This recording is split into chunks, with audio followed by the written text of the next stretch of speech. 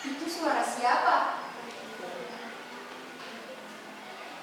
Dini hari seperti ini tak baik berada di luar rumah. Hah? Apa?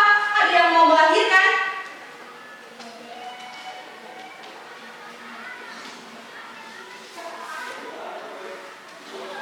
Ya. Melahirkan memang tak suka mengenal waktu. Dia bisa datang kapan saja seperti kematian. Oh, kematian. Kenapa aku jadi melantur menyebutkan kematian? Selama 3 tahun aku bekerja di puskesmas ini menjadi saksi bahwa setiap kelahiran dan kematian itu sungguh tak adil. Kau boleh ngotot mengatakan bahwa kelahiran itu pasti akan diimbangi oleh kematian. Begitu kan? Dan itu menjadi kunci eksis bangsa masyarakat hingga saat ini. Pendapatmu sudah harus dikoreksi dari sekarang. Di beberapa tempat, contohnya, lihat saja kotamu sendiri. Makin hari pemukiman semakin menelan sawah para petani, ruko-ruko di hutan pinggiran kota. Jadi, itu tandanya jumlah kelahiran jauh lebih banyak daripada kematian. Setuju kan? Kau harus setuju. Kalau kau tidak setuju, aku tak akan melanjutkan monolog ini. Sebagai dokter Jawa yang mewarisi ajaran harmoni para tetua,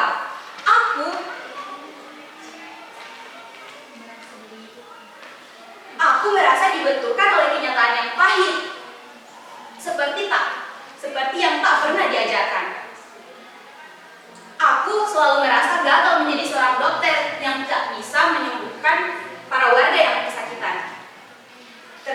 Aku memang bukan malaikat, tapi kegagalan demi kegagalan membuat aku ingin menanggalkan profesi ini dan menjadi warga masyarakat biasa. Hei, siapa yang ada di luar sana? Mari masuk. Bapak, Mama, puskesmas ini terbuka untuk kita semua.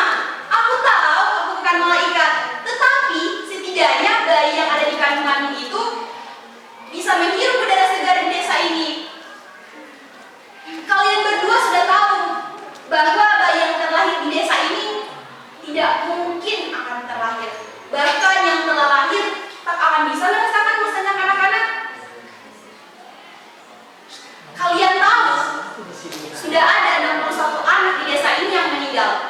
Mungkin kau telah mendengarnya di berita media sosial. Bapak Presiden pun telah menetapkan ini sebagai kasus gizi buruk terpanjang dalam sejarah. Kalau aku boleh bercerita, tapi kau harus janji dulu, jangan kau sebarkan ini di media sosial. Janji? Ya, kau berjanji. Kita sesama masyarakat harus saling menjaga walaupun kita berbeda suku dan agamanya. Dulu di desa ini ada kasus kehabisan beras. Para warga pun pergi ke kota untuk mengambil beras menggunakan perahu.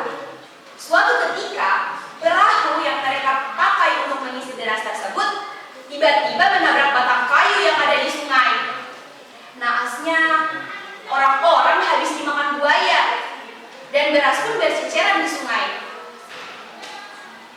Tapi anehnya, aku dituding sebagai dalang dari semua itu. Aku ingat Bapak Tibo selaku ketua suku mengatakan, kami ini cuma orang primitif, jadi jangan kau bodohkan. Kami juga ingin makan beras seperti orang-orang Jawa. Kami juga ingin modern, toh? Ketika aku ingin menjawab, Bapak Tibo tiba-tiba saja menghentikan untuk berbicara. Kau panggil saja itu presiden, untuk mengutus orang-orang Jawa memberikan beras kepada kami. Kami juga ingin maju, toh? Bapak Kogar yang dari tadi diam di belakang pun maju ke depan dan berbicara. Bapak Tibo, Dokter Rahayu ini dikirim ke sini dari Jawa untuk menyembuhkan kita-kita yang sakit. Dan dia juga membantu kita punya anak-anak untuk lahir. Jadi, Dokter Rahayu ini tidak punya hak untuk beras itu. Mana bisa begitu, Koga? Dulu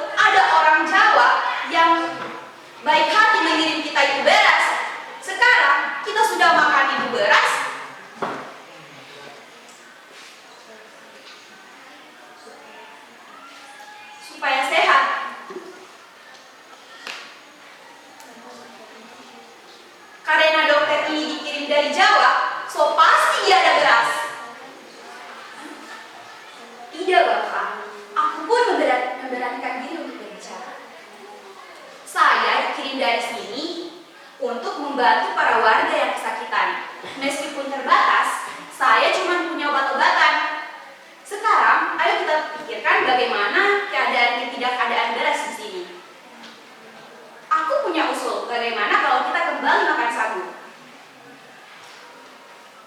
Mana bisa kau berbicara seperti itu?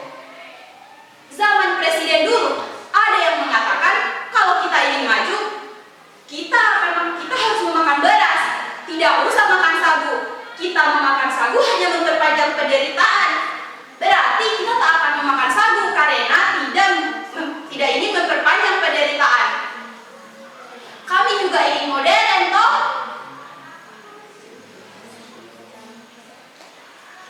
Sekarang coba kalian pikirkan. Mereka sangat keras kepala, bukan? Dari sini aku belajar bahwa cara mereka berpikir itu sangat tegas, lurus, dan teguh memegang janji. Tidak seperti kalian mencela-cela, sekarang pilih itu, besok pilih itu, tergantung siapa yang memberi rezeki.